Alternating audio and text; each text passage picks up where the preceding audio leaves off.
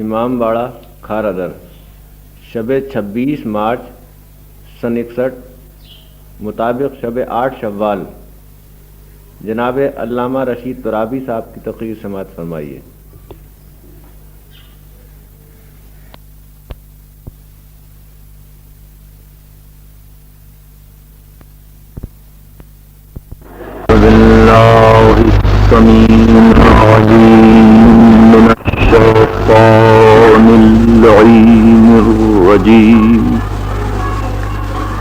بسم اللہ الرحمن الرحیم الحمد للہ الذی ہدانا لہذا وما كنا لنهتدي لولا أن هدانا الله لقد جاءت رسل ربنا بالحق والصلاة والسلام على النبي الأمي الخاتم لما سبق والفاتح لمن غلق المعلن الحق بالحق أبي القاسم محمد وأهل بيته الطيبين الطاهرين المعصومين المظلومين الذين أذهب الله عنهم الرجس وطهرهم تطهيرا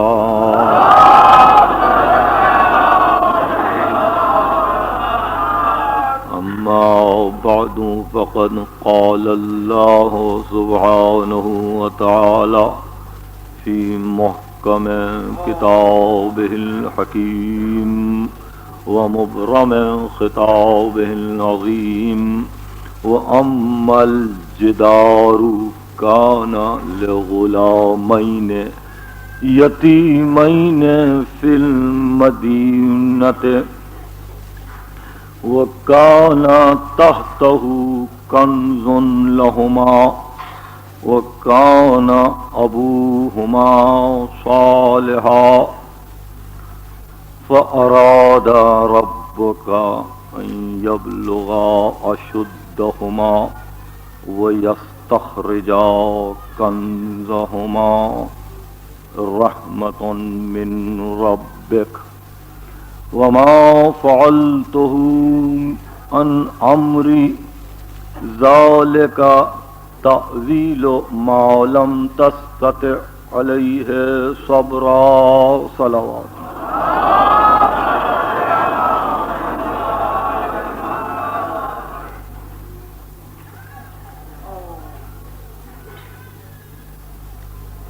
سورہ کہف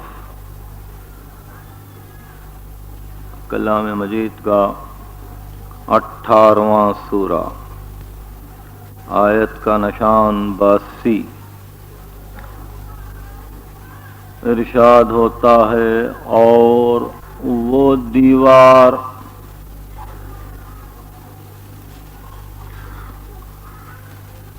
وہ دو یتیم بچوں کی ہے جو شہر میں رہتے ہیں، اور ان دونوں کا باپ صالح تھا۔ اس دیوار کے نیچے ان دونوں بچوں کا خزانہ ہے۔ تیرے رب نے یہی چاہا کہ یہ بچے جوان ہوں اور اپنے خزانے کو نکال لیں، یہ تیرے رب کی رحمت ہے۔ موسیٰ، میں نے یہ گرتی ہوئی دیوار کو صحرا میں اس لیے پھر سے بنا دیا کہ یہ اللہ ہی کا حکم تھا، میں نے اپنی طرف سے کوئی کام نہیں کیا، یہ تیرے رب کی رحمت ہے موسیٰ، اور یہ ہے تعویل میرے ان تمام کاموں کی کہ جس پر تجھ کو صبر کی استطاعت نہ تھی۔ قرآن مجید کی مسلسل تلاوت کرنے والوں سے یہ واقعہ سورہ کہف کا پوشیدہ نہیں ہے۔ حضرت خضر نے حضرت موسیٰ کی معیت میں ایک کشتی میں بیٹھ کر اس کشتی کو معیوب کر دیا تھا، اس میں سوراخ ڈال دیے تھے، ایک لڑکے کو قتل کیا تھا اور ایک گرتی ہوئی دیوار کی تعمیر کی تھی۔ بار بار حضرت موسیٰ یہ کہہ رہے تھے کہ اچھی خاصی کشتی کو خراب کرنا، کسی بچے کو قتل کر دینا، اور ایک ایسے موقع پر جب کہ ہم بھوک میں پریشان تھے، صحرا میں جا کے ایک دیوار کی تعمیر کر دینا، یہ امور ہمارے عقل میں نہیں آتے۔ تو اس وقت انہوں نے اپنے امور کی تعویل کی، من جملہ اس کے یہی کہ جس دیوار کی حضرت خضر نے تعمیر کی اس کے متعلق انہوں نے افہام و تفہیم کی صورت میں یہ کہا کہ اے موسیٰ، یہ تیرے رب کا حکم ہے، یہ میرا فعل نہیں ہے۔ اس کی مرضی یہ تھی کہ یہ دیوار گرنے نہ پائے، اس میں یتیم بچوں کا خزانہ پنہا ہے نیچے، اور اللہ نے یہی چاہا کہ اس کی حفاظت کرے۔ اس آیت کے متعلق اور کچھ نہیں کہنا ہے سوائے اس کے کہ شیخ صدوق نے امالی میں اپنے اسناد سے روایت کی زید شہید سے۔ زید شہید امام زین العابدین کے وہ صاحبزادے ہیں کہ جن کی یاد آپ سال میں ایک مرتبہ مناتے ہیں۔ زید شہید نے اس آیت کی تلاوت کر کے اپنے دوستوں سے یہ کہا کہ سنو، خداوند عالم نے 2 یتیم بچوں کے خزانوں کی حفاظت کی اس لیے کہ ان کا باپ صالح تھا۔ ارشاد فرمایا کہ ہم زیادہ مستحق ہیں حفاظت کے، ہم زیادہ مستحق ہیں حفاظت کے کہ ہمارے جد محمد مصطفیٰ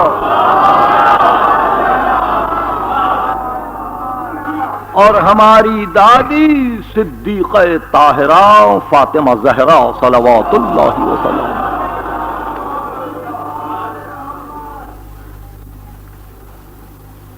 یہ زید شہید نے صرف کیا اس آیت کو اس معنی میں کہ ہم زیادہ مستحق حفاظت ہیں اور خدا یقیناً ہماری بھی حفاظت کرے گا۔ اس سلسلے میں معصومین کے اور بھی احادیث ہیں، چنانچہ شیخ صدوق نے اپنے صحیح ترین اسناد سے صادق آل محمد سے روایت کی کہ معصوم نے فرمایا اپنے راوی سے کہ تجھ کو معلوم ہے دیوار کے نیچے خزانہ کیا تھا؟ سونا تھا، چاندی تھی، اموال تھے؟ عرض کیا نہیں معلوم۔ ارشاد فرمایا دیوار کے نیچے ایک کاغذ تھا اور اس کاغذ پہ یہ لکھا ہوا تھا تعجب کرتا ہوں اس شخص پر جس کو موت کا یقین ہو اور وہ ہنستا ہو۔ یہ صادق آل محمد کا ارشاد ہے، عجبت لمن ایقن بالموت وہو یفرح، تعجب کرتا ہوں اس سے جس کو موت پہ یقین ہو اور وہ فرحناک ہو۔ حقیقت یہ ہے کہ اس آیت کی تلاوت سے آیت کی تعویل پر گفتگو مقصود نہیں تھی، بلکہ واقعی معصوم نے اس خزانے کا جو پتہ دیا کہ دیوار کے نیچے خزانہ تھا اور چاہتا تھا خدا کہ یہ بچے بڑے ہو کر اس خزانے کو پالیں. اور معصوم فرماتے ہیں خزانہ یہ تھا کہ اگر موت پر یقین ہے تو مسرتیں کیسی. بہت ہی عجیب بات ہے.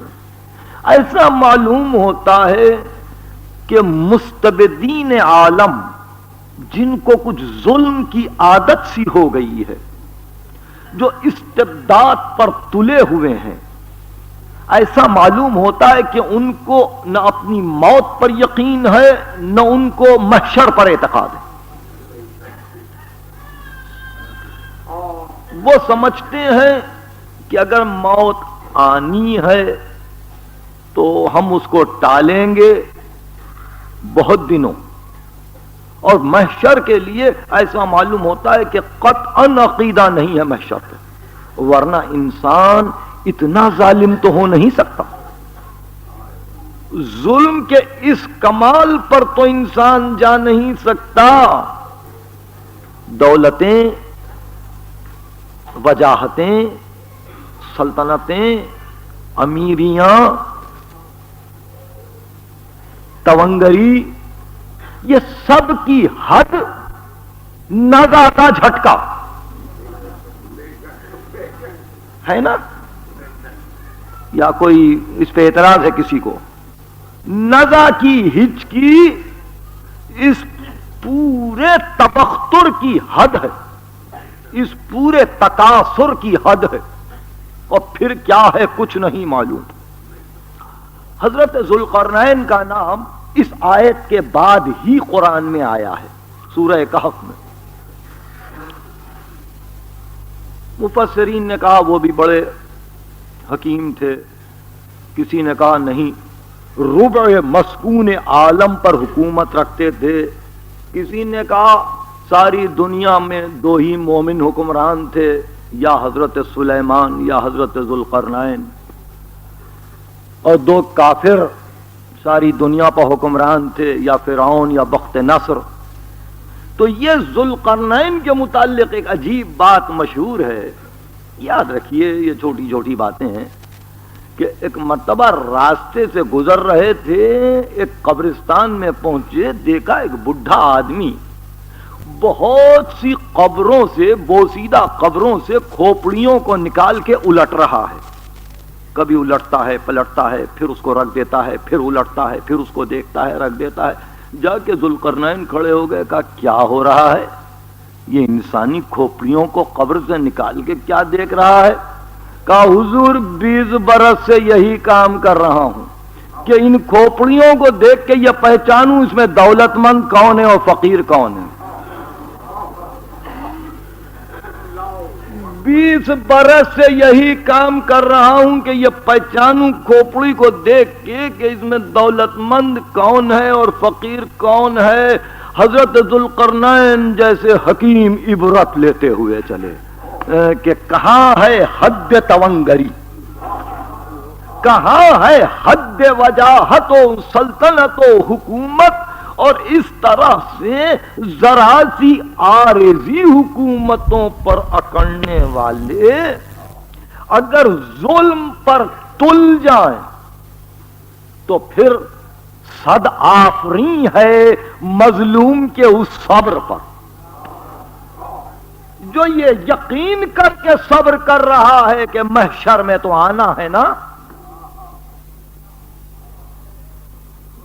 بہر صورت اگر انسان واقعی مسلمان ہے، کلمہ گو ہے، لا الہ الا اللہ محمد رسول اللہ کہتا ہے، اور یہ جانتا ہے کہ عقیدہ محشر ضرورت دین ہے جس کا انکار کفر ہے، یوم آخر پر یقین رکھنا ہے، اس کے لیے اپنے کو آمادہ رکھنا ہے، تو پھر ہم تو نہیں سمجھتے کہ انسان کبھی کسی وقت بھی اپنے حدود کو توڑ کے نکل سکتا ہے. کبھی نہیں. اور اب رہا جیسے کہ میری عادت ہے، میں تو ہمیشہ واضح کرتے رہتا ہوں کہ ظلم کے مقابل میں ہمیشہ فتح مظلوم کی ہے، ہمیشہ فتح مظلوم کی ہے. ظالم نے ظلم کیا، سمجھو شکست ہو گئی، سمجھو شکست ہو گئی. مظلوم نے صبر کیا، سمجھو کہ فاتح ہے، سمجھو کہ. اب اگر ایک فرد پر ظلم ہوا اور وہ فرد مظلوم ہے تو سمجھ لو فرد کی فتح ہے. اگر پوری قوم پر ظلم ہوا اور پوری قوم نے صبر کیا تو سمجھ لو پوری قوم کی فتح ہے. وہ انفرادی ہو کہ اجتماعی. اور پھر ہم اپنا تعارف کروا دیں. بہت سے اجنبی ہیں، وہ جان لیں ہم وہ ہیں کہ جن کو اس آقا کی غلامی پر ناز ہے. اس آقا کی غلامی پر ناز ہے کہ بیت المال میں ایک دن بہت سا مال آیا. خلافت رابعہ کا زمانہ تھا، امیر المومنین ظاہر خلافت کے ساتھ وابستہ تھے. کسی نے کہا مولا آج اس میں آپ کا حصہ بھی ہے، مولا ایک گھوڑا خرید لیجئے. یاد رکھیں گے آپ ان باتوں کو. مولا ایک گھوڑا خرید لیجئے. ارشاد فرمایا کیوں؟ کہا مولا آپ کے لیے ضروری ہے، آپ کو جنگ کے میدان میں جانا پڑتا ہے. ارشاد فرمایا مجھے ضرورت نہیں، مجھے ضرورت نہیں ہے. عرض کیا کیوں؟ کہا اس لیے کہ جب جنگ کے میدان میں لڑائی چھڑ جاتی ہے جاتا ہوں تو میں مڑ کے بھاگتا نہیں، اور جو میرے سامنے ہار مان کے بھاگتا ہے میں اس کے پیچھے دوڑتا نہیں.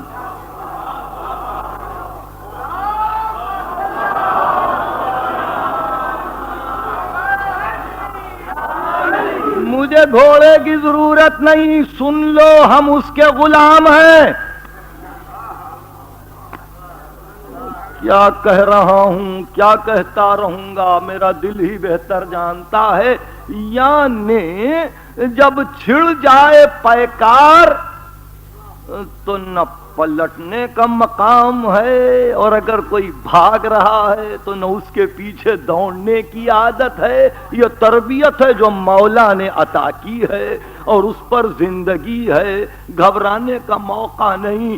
فرد مظلوم ہو تو صبر کرے، جماعت مظلوم ہو تو صبر کرے. اس لیے کہ عقیدہ ہے محشر پر، اور یہ 2 دن کی دنیا گزشتنی و گزاشتنی ہے، جائے گی کوئی نہ رہا، کوئی نہ رہے گا. لمن الملک اليوم للہ الواحد القہار. اسی واحد قہار کے لیے ہے.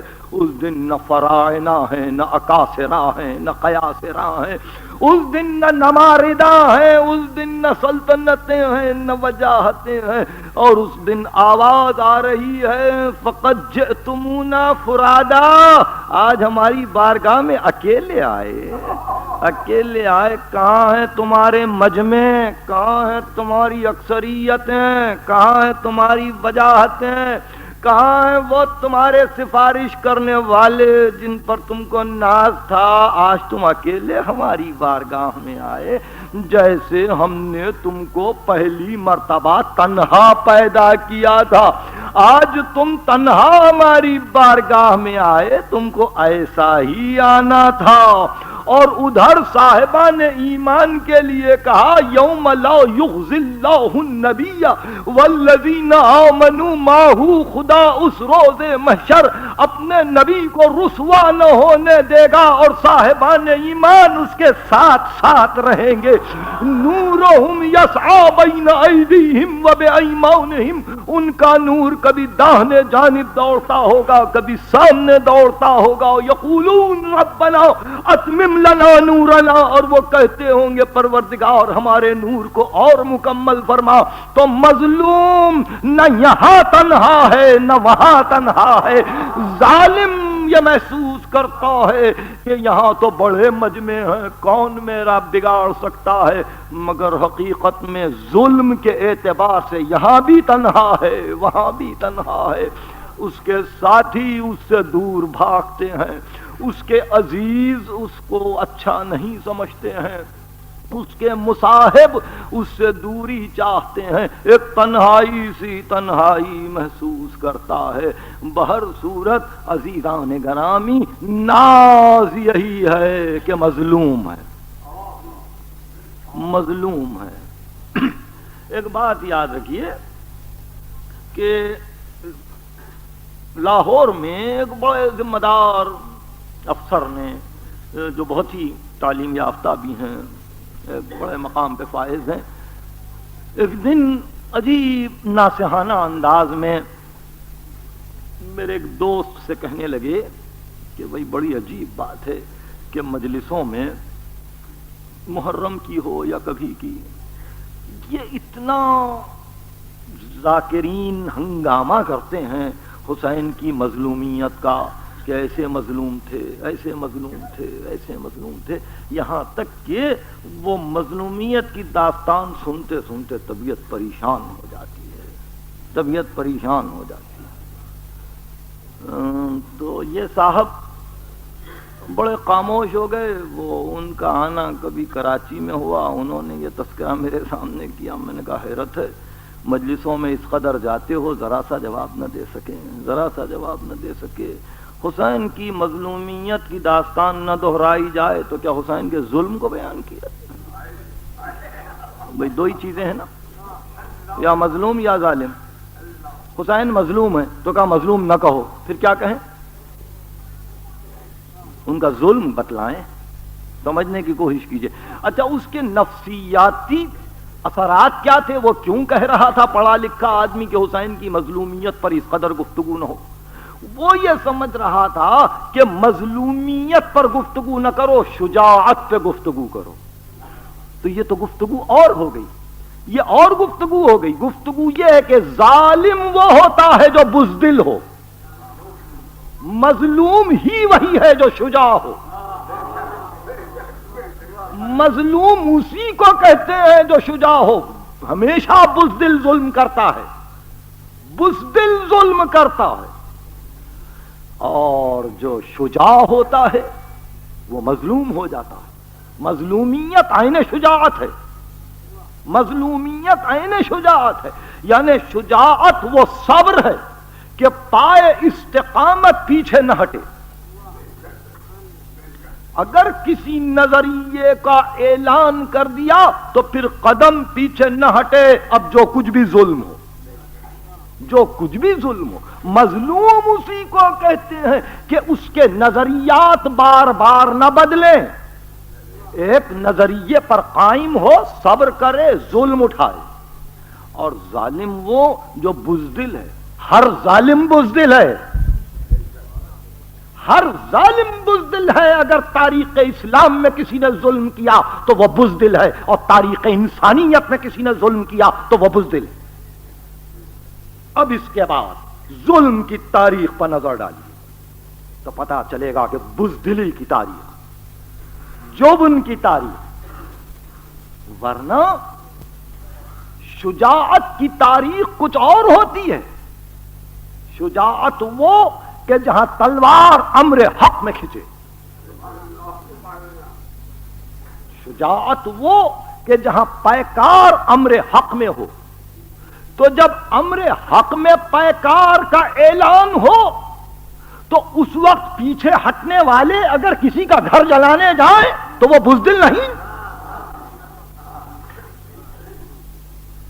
یہ ہے فکر کا موقع کہ ظلم بزدلی اور مظلوم مقام شجاعت پر ہے۔ اس لیے پیغمبر اسلام ہمیشہ یہی کہتے ہوئے پائے گئے کہ سلطنت کفر کے ساتھ باقی رہ سکتی ہے، الملک یبقا مع الکفر، حکومت کفر کے ساتھ باقی رہتی ہے، ولا یبقا مع الظلم، ظلم کے ساتھ حکومت باقی نہیں رہتی، حکومتیں الٹ جاتی ہیں۔ اب رہا دیر، بھئی اتنی دیر ہو گئی، 26 برس ہو گئے، 28 برس ہو گئے، 30 برس ہو گئے، تو آپ کی تکلیف شرعی نہیں ہے کہ آپ یہ فکر کریں، یہ آپ کی تکلیف نہیں ہے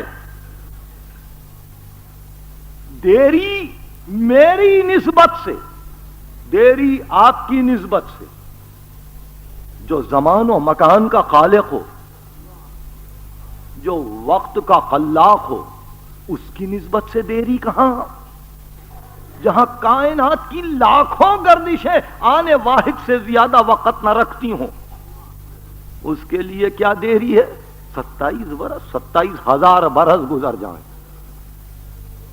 27,000 बरस गुजर जाएं। फर्क इतना ही कि मुसलमान हो तो समझने की कोशिश करो कि हर कब्र में कुछ है।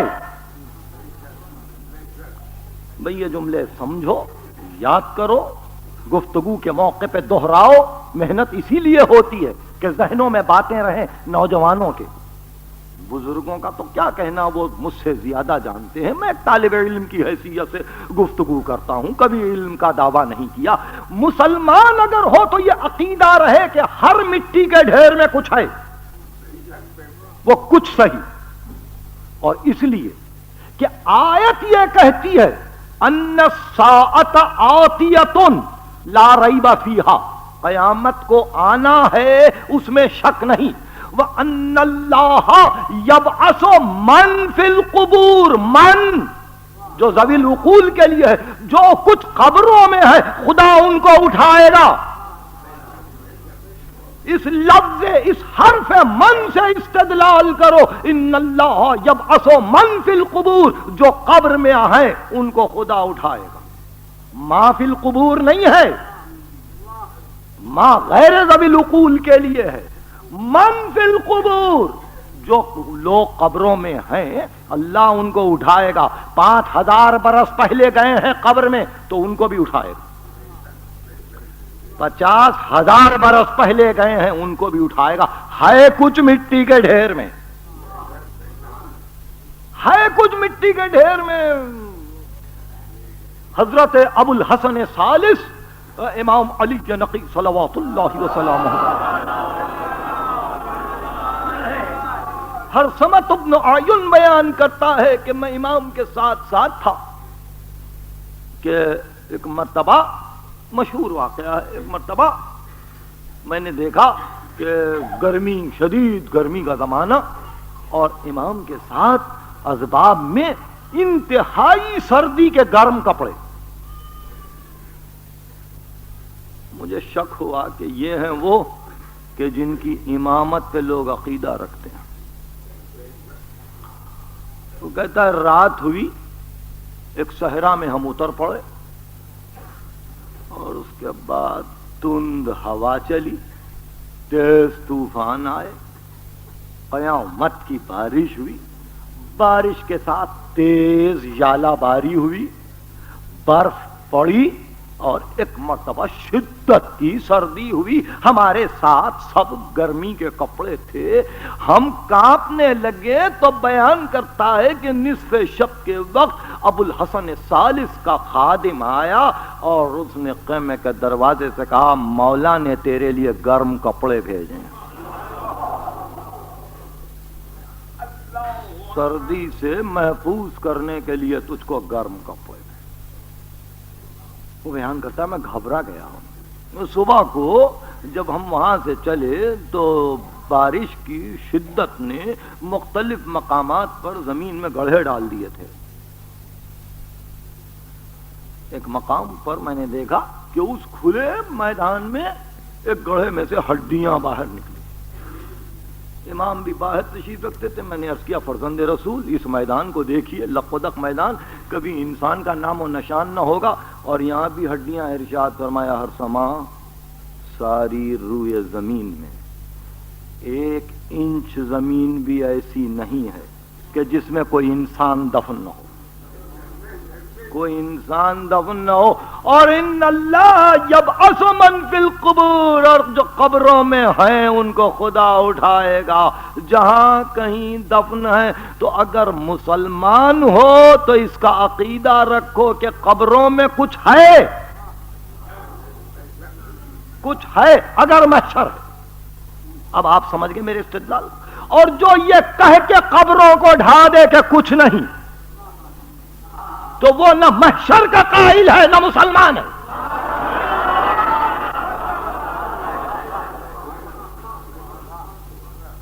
اگر کوئی یہ کہہ دے کہ اس مٹی کے ڈھیر میں اب کچھ نہیں ہے، 50 برس ہو گئے، تو آیت کا اس کو یا تو خیال نہیں رہا، اور اگر پڑھتا ہے، عرب ہے، مادری زبان عربی ہے، تو پھر کیا کہنے، وہ اتنا نہیں سمجھتا یبعث من فی القبور، مبعوث ہوں گے قبر والے، لا الہ الا اللہ۔ اور پھر یہ، اور پھر اس کے ساتھ کلام مجید کی وہ آیتیں کہ جہاں واضح طور پر بتلا دیا گیا کہ دیکھو، یا ایھا الذین آمنوا لا تتولوا قوما غضب اللہ علیہم، اے صاحبان ایمان، ان کو دوست نہ رکھنا، اس قوم کو دوست نہ رکھنا جس قوم پر اللہ کا غضب آ چکا۔ قد یئسوا من الآخرہ، یہ لوگ آخرت سے مایوس ہیں۔ بہت غور سے سنیے آیت، قد یئسوا من الآخرہ کما یئس الکفار من اصحاب القبور، یہ اس طرح سے آخرت سے مایوس ہیں جیسے کافر صاحبان قبر سے مایوس ہیں۔ یہاں مایوس انکار، یہ لوگ انکار کرتے ہیں محشر کا جیسے کہ کافر منکر ہیں کہ کوئی چیز قبر میں ہے۔ تو کسی قبر میں کسی کے وجود کو نہ ماننا انکار قرآن ہے، انکار قرآن کفر ہے۔ کما یئس الکفار من اصحاب القبور، قبروں میں کچھ ہے، قبروں میں کچھ ہے۔ تو جیسا کہ میں نے عرض کیا، ہمارا موقف تو یہ ہے، ہمارا موقف تو یہ ہے کہ قدم جمے ہوئے، پائے استقامت غیر متزلزل، اب جو ہو، صبر ہمارا شعار، ظلم کی عادت نہیں، ظلم کی عادت نہیں، اور اس دن کا انتظار کہ یوم العدل علی الظالم اشد من یوم الجور علی المظلوم، کہ عدل کا دن ظالم پر اس دن سے زیادہ گراں ہوگا جس دن کے مظلوم پر ظلم ہو رہا تھا۔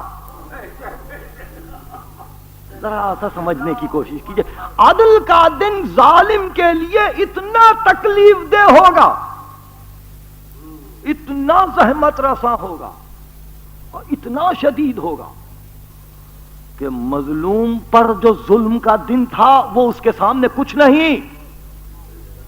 تو ایسی منزل پر جب اتنا اطمینان ہو تو مطمئن چلو، یہی درس دیا، یہی سمجھایا، یہی بتلایا۔ متوکل نے قبریں کھود ڈالی، کہا کربلا کوئی نہ جائے زیارت کو۔ دور امام علی نقی کا،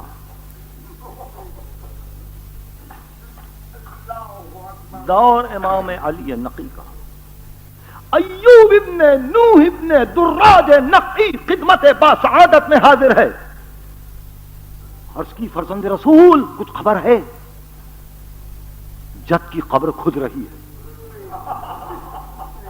ارشاد فرمایا کاغذ ہے تیرے پاس؟ عرض کی ہاں۔ کہا لکھتے جا، لکھتے جا۔ زیارت جامعہ لکھوا دی۔ کہا خود نے دو قبر، حسین کی قبر دلوں میں، پڑھتے جاؤ زیارت۔ السلام علیکم یا اہل بیت النبوہ۔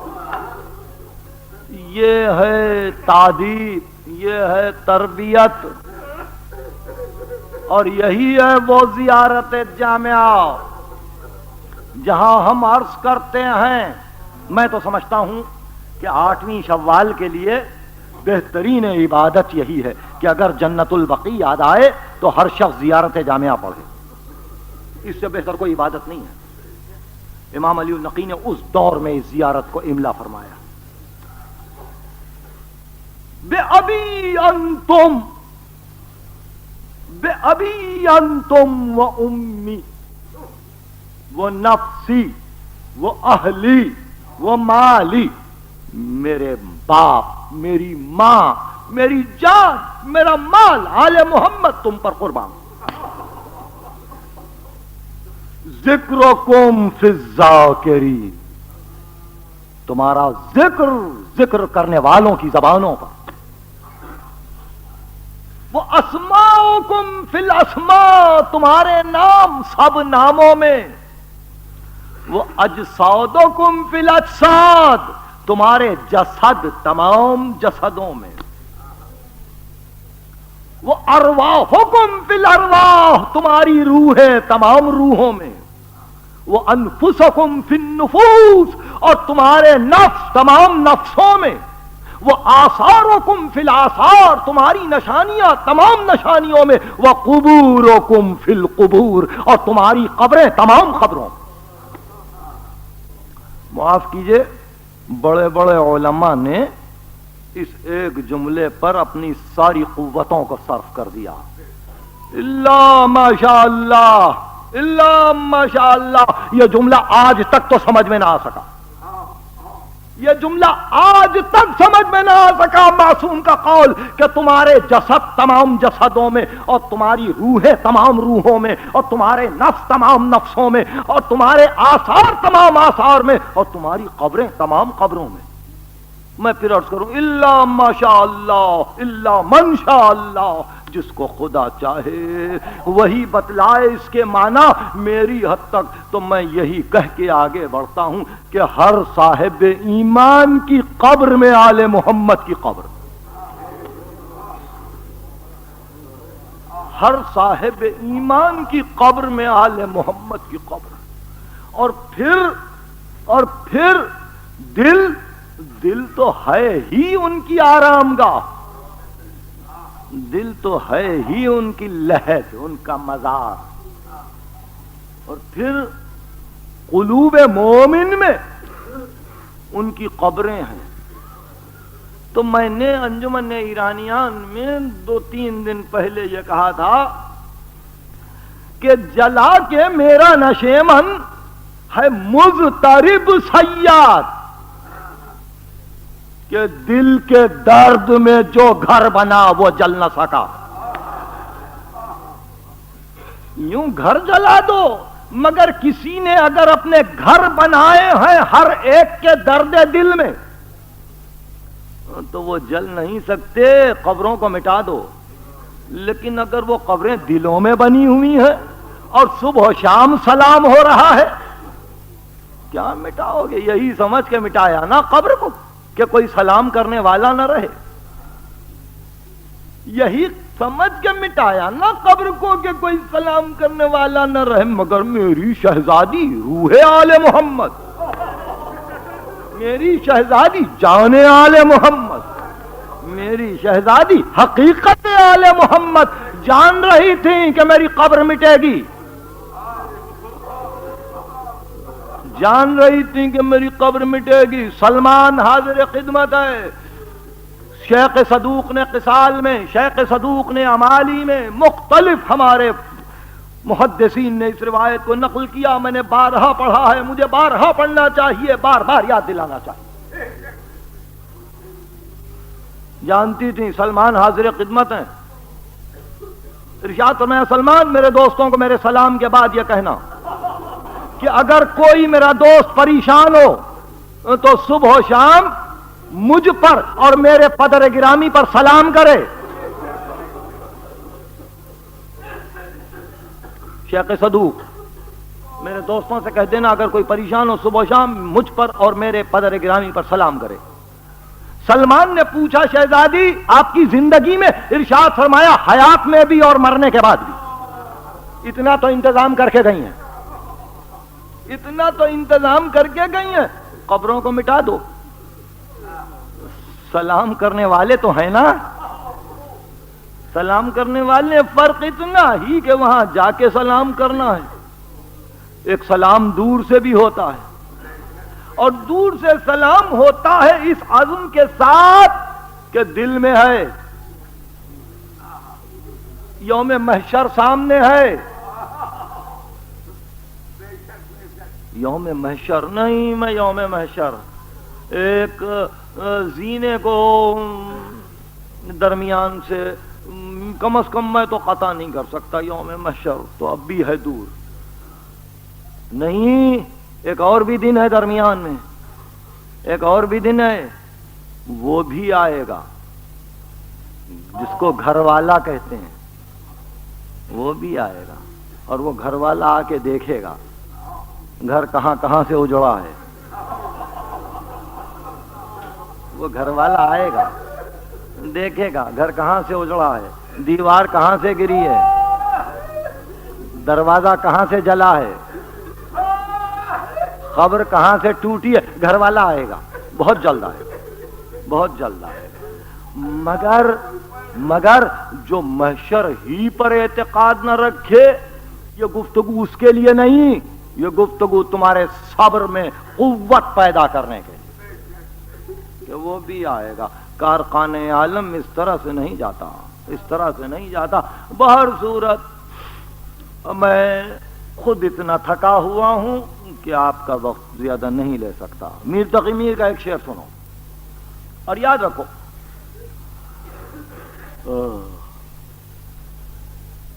دیتی ہے طول بلبل کیا شورش فغاں کو، دیتی ہے طول بلبل کیا شورش فغاں کو، ایک نالا حوصلے سے، ایک نالا حوصلے سے بس ہے وداع جاں کو۔ ایک نالا اگر حوصلے سے ہو جائے، ایک آہ اگر حوصلے سے ہو جائے، اب بھی کائنات منقلب ہو سکتی ہے۔ سمجھو سمجھو، ایک نالا حوصلے سے بس ہے وداع جاں کو۔ آواز آئی کوہ طور پر موسیٰ، کیا تھا آج طریقہ عمل، کہا مالک بس تجھی کو ڈھونڈ رہا تھا۔ آواز آئی موسیٰ مجھ کو ڈھونڈو ٹوٹے ہوئے دلوں میں، مجھ کو ڈھونڈو اجڑی ہوئی قبروں میں، مجھ کو ڈھونڈو یتیموں کی آہوں میں، مجھ کو ڈھونڈو بے کسوں کی فریادوں میں۔ ان قلوب المنکسرہ، میں ٹوٹے ہوئے دلوں کے پاس ہوں موسیٰ۔ تو جیسے کہ زید ابن علی شہید نے استدلال کیا تھا کہ ان بچوں سے زیادہ ہم مستحق ہیں کہ ہماری حفاظت کی جائے، اسی طرح سے یہ استدلال قوی ہو سکتا ہے کہ خدا کہتا ہے کہ ہم ٹوٹے ہوئے دل کے پاس ہیں، تو ہمارے دل ٹوٹے ہوئے ہیں یا آل محمد کے دل ٹوٹے ہوئے ہیں؟ وہاں ملے گا خدا، وہاں ملے گا خدا ان ٹوٹے ہوئے دلوں میں۔ ادھر چلو، دیکھو حق تھا دشمنوں کو، گفتگو کچھ عجب کروٹیں لیتی ہے، حق تھا دشمنوں کو، اس لیے کہ دیکھ رہے تھے کہ ان کی فقہ متاثر ہو چکی، ان کا کلام متاثر ہو چکا، ان کے اصول متاثر ہو چکے، احکام فقہی سب کے سب قابل غور بن گئے۔ وہ ہے صادقین، امام محمد باقر، امام جعفر صادق۔ کیسے پسند کرتے تھے وہ کہ ابن تیمیہ کی مریدی بھی رہے اور صادقین کی قبریں بھی رہیں۔ آگ ہی تو لگی تھی، کہا مٹا دو۔ 8ویں شوال وہ تاریخ ہے کہ اگر سلیقے سے آدمی کچھ سوچے تو کم از کم حسن ابن علی، سیدہ امام زین العابدین، امام محمد باقر اور امام جعفر صادق کے سوانح حیات مسلسل بیان ہو، یعنی کوشش یہ کی جائے کہ 3 سے 8ویں یا 5ویں سے 10ویں تک مسلسل یہ فکر رہے کہ صادق نے کیا کیا، امام محمد باقر کا کنٹریبیوشن دین اسلام میں کیا ہے، سید الساجدین کے صحیفہ کاملہ میں قوت کیا ہے، امام حسن کا طرز زندگی کیا تھا۔ ان پر بار بار گفتگو کی ضرورت ہے، اور شاید یہ بھی ایک طریقہ تھا مولا کی طرف سے جو عطا ہوا کہ دیکھو ایک تاریخ اور دیتے ہیں، ایک تاریخ اور دیتے ہیں تمہاری فکر میں اضافے کے لیے. اب تک کوئی کام نہیں ہوا صادقین پر، کوئی گفتگو نہیں ہوئی کہ کیا کیا ان دو ہستیوں نے، کس طرح سے تدوین کی. ایک مسئلے پر گفتگو کی ضرورت ہے، ایک دریائے ذخار. بہر صورت اس ایک تاریخ کے لیے اتنا میٹر اگر اس پر کام کیا جائے کہ یہ سب کی سوانح حیات پر گفتگو ہو، اور یہ گفتگو ہو نتیجتاً کہ یہ کیوں ہوا. بظاہر تو یہی کہ ملوکیت یہی چاہتی ہے کہ سب کے سر اس کی چوکھٹ پہ جھکیں. ملوکیت یہ نہیں چاہتی کہ اس کے ہوتے ہوئے کسی کی قبر پر گردن جھک جائے. اور پھر اب یہ چیختے رہو کہ یہ خدا نہیں، یہ چیختے رہو کہ یہ قبر کی پرستش نہیں، یہ چیختے رہو کہ یہ غیر خدا کی بندگی نہیں، کچھ نہیں، کوئی سننے والا نہیں ہے. کہ بس سلام کرتے ہو تو پرستش ہے. ارے یہ کس دنیا میں ہو رہا ہے؟ پہلی جنگ عظیم میں ہزاروں مرنے والے تھے جن کے ناموں کی فہرست نہ بن سکی، جن کی قبروں کا پتہ نہیں چل سکا. تو کیا کیا دنیا کی حکومتوں نے؟ دا اننون سولجر، وہ سپاہی جس کا نشان نہیں، وہ سپاہی جس سے دنیا واقف نہیں، اس کا ایک نشان بنا دیا. دنیا کے تاجدار، دنیا کے حکمران آج وہاں جا کے پھول چڑھاتے ہیں. کوئی پوچھتا نہیں اس متمدن دنیا میں کہ یہ قبر پرستی تو نہیں. وہ کون سا ملک ہے تاریخ تمدن میں جہاں اس ملک کے بانی کی قبر نہ ہو؟ اور وہ کون سے ہیں مہمان جو اس ملک میں آ کر اس بانی کی قبر پر جا کر پھول نہ چڑھاتے ہوں؟ وہ ہندوستان صحیح جہاں لادینیت ہے مگر وہاں بھی کوئی ہے. وہ ایران صحیح کہ جہاں یہ بتلایا جاتا ہے کہ ایک انقلاب کے بعد انقلاب آیا لیکن وہاں بھی ایک قبر ہے. چھوڑیے. ارے خدا بیزار قوم روس کی، اب وہاں بھی انہوں نے اسٹالن کا ایک مزار بنا دیا، لینن کا مزار بنا دیا، اپنے مملکت کے بانیوں کی قبریں بنا دی، اور کہا آنے والوں پہلے وہاں بھی احترام کے لیے جاؤ. یعنی کام شروع ہی نہیں ہوتا مہمانوں کا جب تک کہ ان قبروں پر جا کے پھول نہ چڑھائیں.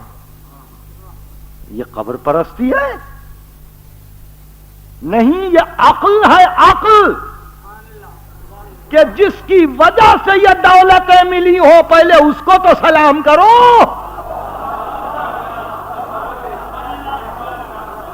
پہلے اس کو تو سلام کرو جس کے صدقے میں دین اسلام ملا، جس کے گھر سے اسلام چلا، جس کے گھر کی وجہ سے دنیا وحی سے مانوس ہوئی.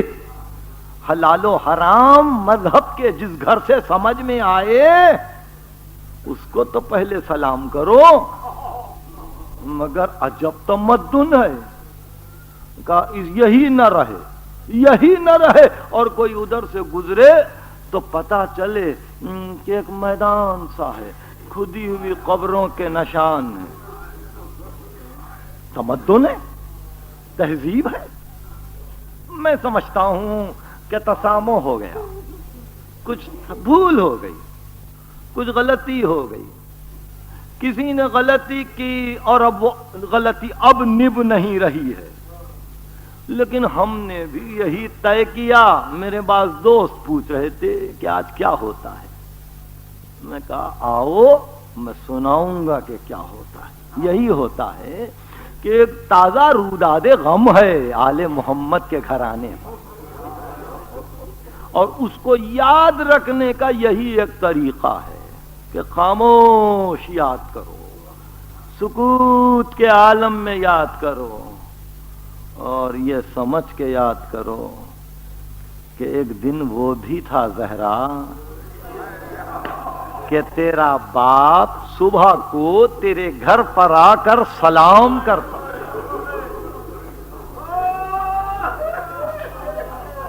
اور یہ آواز دی جاتی السلام علیکم یا اہل بیت النبوہ انما یرید اللہ لیذھب عنکم الرجس اہل البیت ویطہرکم تطہیرا. شہزادی ایک دن وہ بھی تھا اور شہزادی ایک دن یہ بھی ہے، یہ بھی ہے. مگر شہزادی آپ تو ہم سے اور ہمارے بزرگوں سے، ہمارے علماء سے، فقہا سے، انبیاء سے، سب سے بہتر جانتی ہیں کہ مقام صبر آپ کا کیا ہے. شہزادی ہاں وہی مدینہ، وہی مدینہ اور وہی سلام کرنے والے.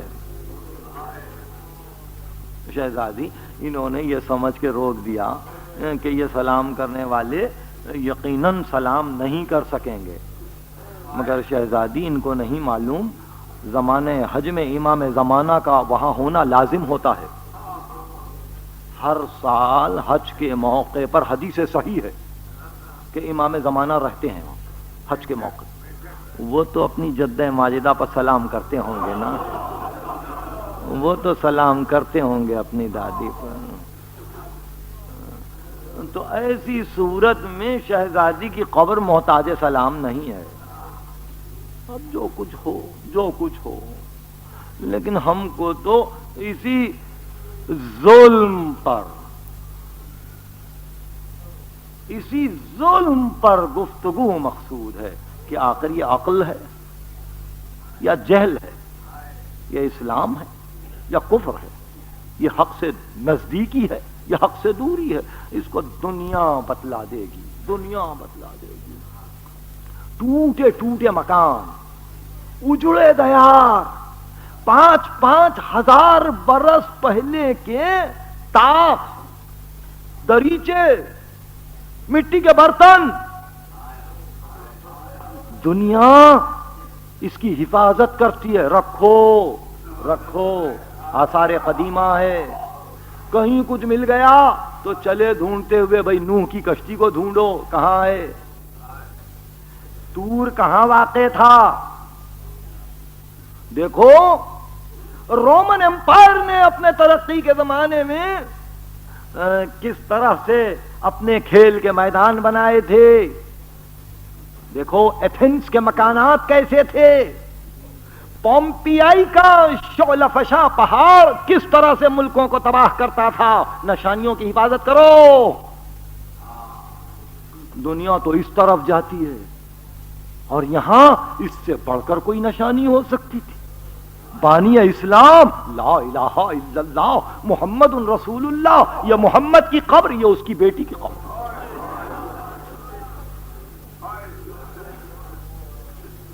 آپ اس کو قبر پرستی کہتے ہیں. میں کہتا ہوں قبروں کو مٹا دینا گویا انسانیت سے دوری کی دلیل تھی، اور ہر سال یہی بار بار دہرایا جاتا ہے. اس واسطے نہیں کہ کوئی اس سے واقف و آگاہ ہو، بلکہ اس لیے کہ تمہارے بچے، تمہارے دوست، تمہارے سننے والے یہ تو سمجھ لیں کہ ہے کیا 8ویں شوال. جس کو ظلم کہتے ہو وہ ظلم کیا ہے. اللہ اکبر. ام رباب کو اس کا یقین تھا کہ میرا بچہ دفن ہو گیا.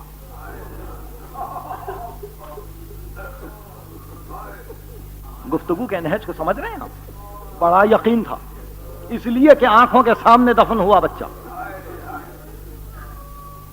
باپ نے بیٹے کو دفن کیا ہے. کیا گزری ہوگی قلب رباب پر جب کربلا سے کوفے جاتے ہوئے اپنے ناقے پر بیٹھ کر اس ماں نے بیٹے کے سر کو نوکے نیزہ پر دیکھا.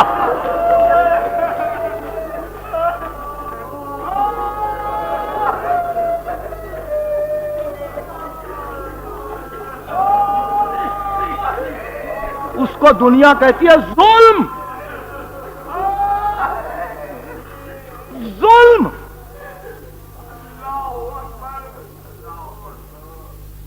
اور یہ واقعہ کب کا تھا؟ 61 ہجری کا محرم کی 10ویں کی شام. اور اس واقعے سے 50 برس پہلے کیا ہوا تھا؟ کیا دشمنوں کا دستور ہی یہ ہو گیا تھا کہ آل محمد کی قبروں کو کھود ڈالو یا دفن ہونے نہ دو یا دفن ہو جائیں تو قبروں کو کھودو؟ کیا یہی طریقہ تھا؟ 50 برس پہلے زہرا کو دفن کر کے آئے اور ایک مرتبہ غلاموں نے کہا مولا جنت البقیع کے قبرستان میں جو قبریں آپ نے بنا دی اس کو مدینے والے ہاتھوں میں کدال لیے ہوئے زمین کی نرمی کو تلاش کر رہے ہیں. وہ کہتے ہیں زمین میں قبر کھود کے زمین سے نکال کے لاش کو نماز پڑھیں گے. راوی کہتا ہے کہ امیر المومنین ذوالفقار کو ہاتھ میں لیے ہوئے اور اس کو گھسیٹتے ہوئے جس سے زمین پر خط پڑ رہا تھا ابا کو کاندھے پر اس طرح سے آپ نے ڈال لیا تھا کہ ابا کا ایک گوشہ کاندھے پر تھا اور کچھ حصہ زمین پر تھا. غصے کے عالم میں جنت البقیع کے قبرستان میں پہنچے اور کہا سنو گھر جلا میں نے صبر کیا.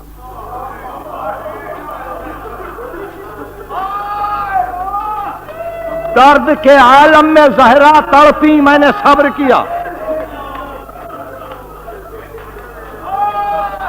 اور اب یہ کہتا ہوں کہ اگر کسی نے زہرا کی قبر کو کھودنے کی کوشش کی تو مدینے کی گلیوں میں لہو کی ندیاں بہہ جائیں گی.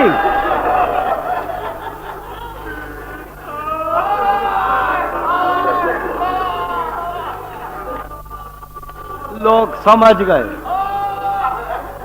دنیا سمجھ گئی کہ فاتح خیبر کو جلال آیا.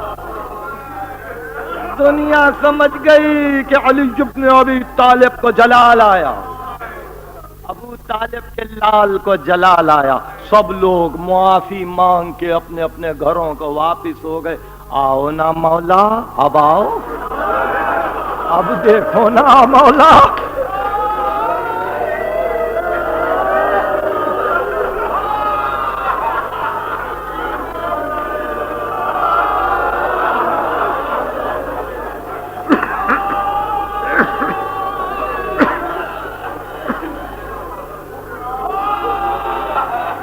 بس مجھے اس سے زیادہ کچھ نہیں عرض کرنا ہے.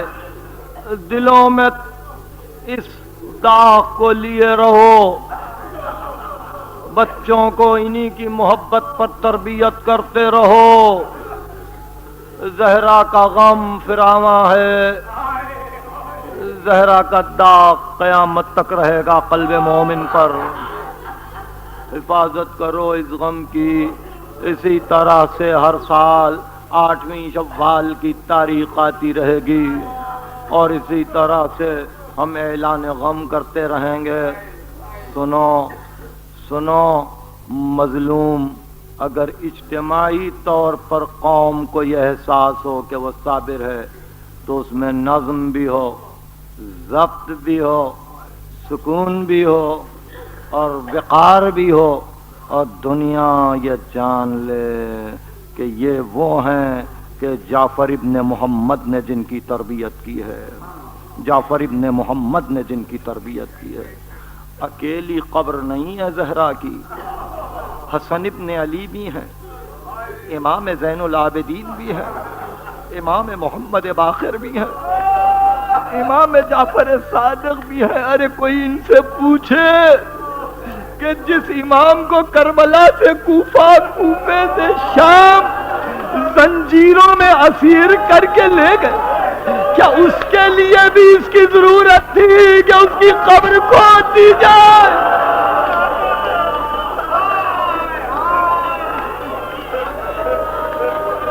جس حسن کو زہر کا جام دیا کیا اس کے لیے ضرورت تھی؟ جس باقر اور جس صادق کو زہر دے کے شہید کیا کیا اس کے لیے ضرورت تھی کہ نشان قبر نہ رہے؟ بس اور کچھ نہیں. فرزند رسول امام منتظر نزا کی ہچکی میں پوشیدہ ابھی تک راز ہے، آنے والے جلد ہے، یہ آخری آواز